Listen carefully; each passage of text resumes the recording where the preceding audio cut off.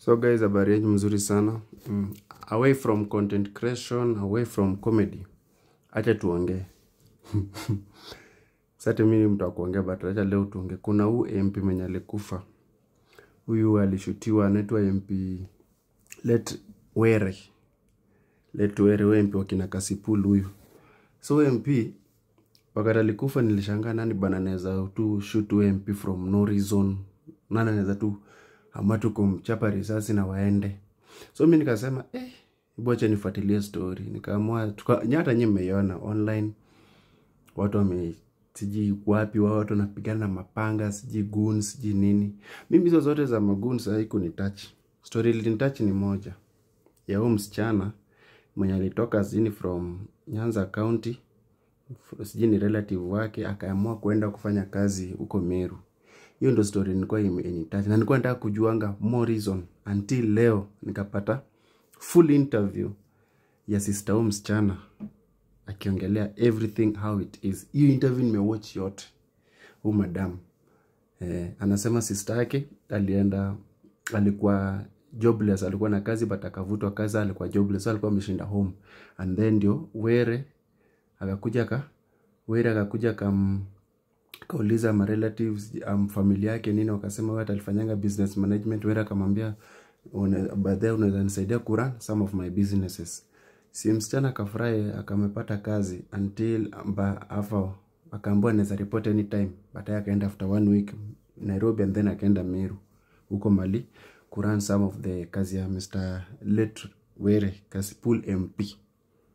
Huko udema kukaa sana until akaenda missing. Sister yake akaanza kufuatilia. Huyo sister yake umenyako hapa akaanza kufuatilia story venye kulikuwa. Nilisema yani nataka kusikia tu story ya msichana. Hizo watu siji kuana wapi.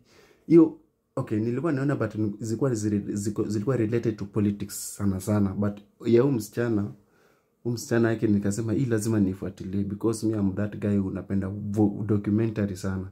Nikaamua kuifuatilia. So msichana alifika pale akaenda tu missing all of us after some weeks.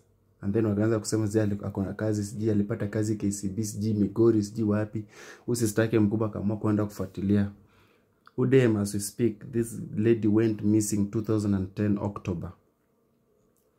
Mpaka wa leo hujajua kama ako hai ama alichizi ama alizikwa mahali. But hiyo si shida. Shida ni Mr. Were venye alikuwa so commanding, alikuwa na ukienda kufuatilia about yeye nasikia hiyo nyumba yake ilikuwa na some demonic. Unapata tu mapanga zinakukata tu ovyo for no reason. And then alikuwa na say like yeye alikuwa anaambia watu anaweza enda mahali apate OB ama statement ararue mbele ya mapolisi na mapolisi walikuwa wanamuogopa. Huyo msee ameuliwa. Me cannot sympathize with someone like that. Hata kama mimi sio Kasipul but I cannot sympathize someone like that. Mtu mwenye ana take someone's life.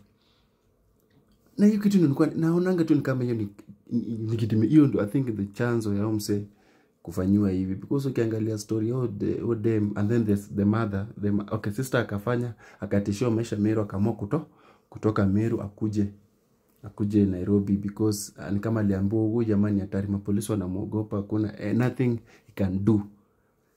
Si akarudi mama yake akatake over. Mama yake pia akafanywa same situation, same procedure, kusumbuliwa.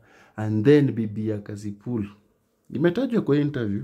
Bibi ya MP, si bibi ya MP wa former MP Mr. Were, huyo former MP wa Kasipul.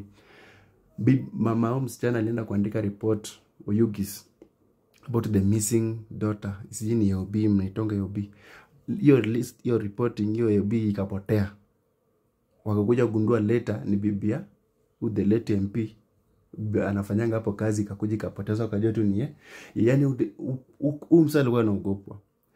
Mama alilia for long until I think alikufa last year 2024.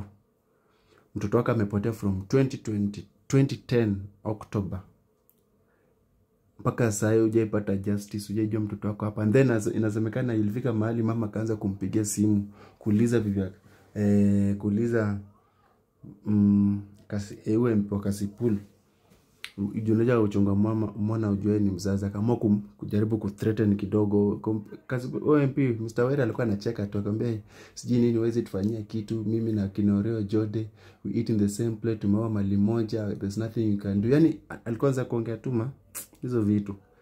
So mimi nasema kitu nimelearn kwa story, kuna kitu inaitwa, is it karma or something, nature that does not forgive. Msichana mimi naonanga tu ni damu msichana huyu mwenye aliuliwa, either aliuliwa ama hako ama kwa wapi wa Meru, because nasemekana hiyo nyumba ilikuwa na kuna mavitu tu zake. Imagine msanii wa huko lakini anaogopa wa Meru. You can imagine how powerful the guy was. To you people when you mnajionanga mko so powerful, nothing can shake you. Learn from this. Watu wanaweza sahau kitu, that's why huwa naambianga hata this watu mnagombana sahi, especially those people who doesn't forgive our women.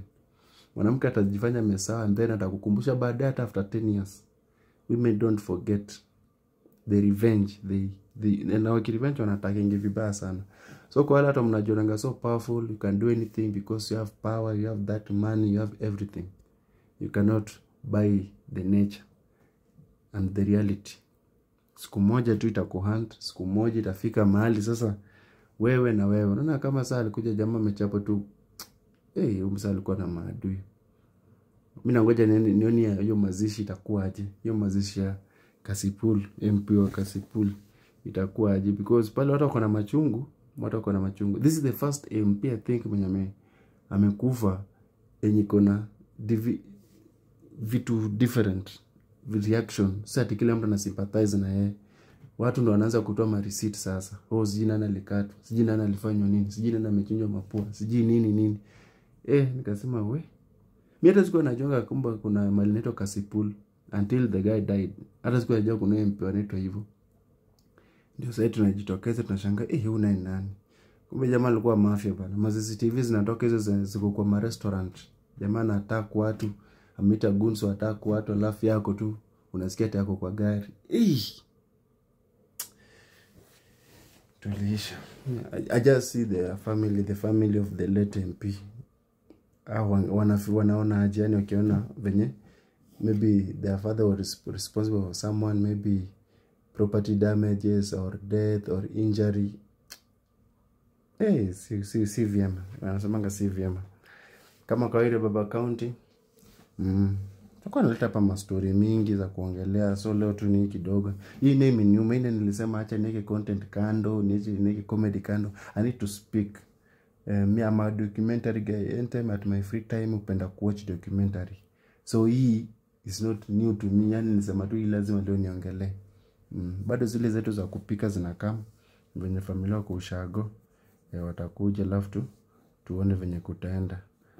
But until next time, we want to say bye bye. Mkwaji. Bado na kafiti na jezi ya Man U.